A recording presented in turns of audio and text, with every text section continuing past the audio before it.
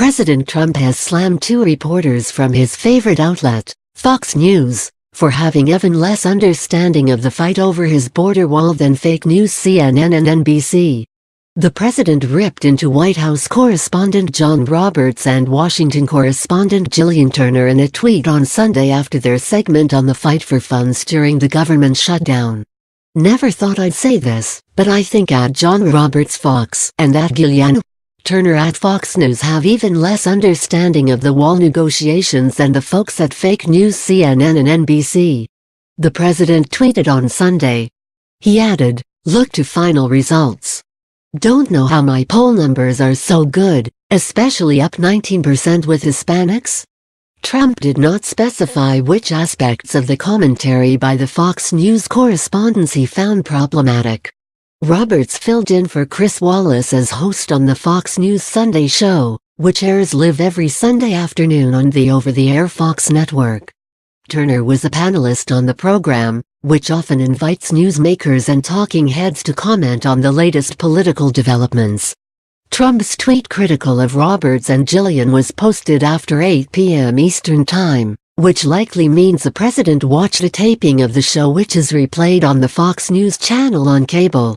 Trump has been known to call into his favorite Fox News personalities who are solely on the opinion side of the network, including Tucker Carlson, Sean Hannity, Jeanine Pirro, and the hosts of Fox and Friends. In a follow-up tweet, Trump wrote, "After all that I have done for the military, our great veterans, judges 99, justices 2, tax and regulation cuts, the economy, energy, trade and much more. Does anybody really think I won't build the wall? More in first 2 years than any president. Make America great again." Roberts is a veteran White House correspondent who covered the beat earlier in his career for CBS News. He also worked at CNN before joining the Rupert Murdoch-owned cable channel Fox News in 2011. Roberts has been Fox News chief White House correspondent since early 2017. Turner joined Fox News as a contributor in 2014. Before that, she worked in the National Security Council under Presidents Bush and Obama, according to her Twitter bio. Since running for office, Trump has waged a public relations war against news outlets whose reporting he doesn't like, among them CNN, NBC News, and others. Trump and his allies have branded those news organizations as fake news in an attempt to discredit their reporting. It should be noted that Roberts and Turner work on the news-gathering side of the Fox News operation, which is separate from the opinion commentary department. Even Trump's most ardent supporters say that the president caved in agreeing to reopen the government even though he did not receive any funding for his planned border wall. Conservative columnist Dan Coulter called Trump the biggest wimp in the history of the office following his concession on Friday. Coulter, an immigration hawk and early Trump supporter, reacted with swift fury to Trump's announcement on Friday that he would reopen the government for 3 weeks without any commitment from Congress to fund a southern border wall. Good news for George Herbert Walker Bush. As of today, he is no longer the biggest wimp ever to serve as President of the United States, Coulter wrote on Twitter. Bush, who died in November aged 94, was widely ridiculed in office for going back on his read my lips vow not to raise taxes. Among the hardest core of Trump's base, many had expected the president to push forward with declaring a national emergency in order to build the wall, a proposal he had floated for weeks.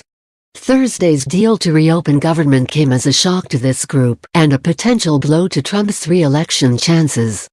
Taking to Twitter, Trump defended his move and insisted that an emergency declaration was still on the table if Democrats in Congress do not cut a deal to fund the border wall before the 3-week deadline. "I wish people would read or listen to my words on the border wall. This was in no way a concession. It was taking care of millions of people who were getting badly hurt by the shutdown with the understanding that in 21 days, if no deal is done, it's off to the races," Trump wrote on Friday night. He continued to battle base backlash on Saturday morning, writing, "21 days goes very quickly. Negotiations with Democrats will start immediately. Will not be easy to make a deal, both parties very dug in. The case for national security has been greatly enhanced by what has been happening at the border and through dialogue. We will build the wall. In her interview with HBO's Bill Maher on Friday, Coulter said that all of her concerns about Trump would be forgiven if the wall gets built. "Just keep your promises, and I'm right back in your camp," she said. Otherwise, speculation has circulated that Coulter might mount a primary campaign against Trump. Asked about the possibility by Maher, Coulter joked, "I'm against women."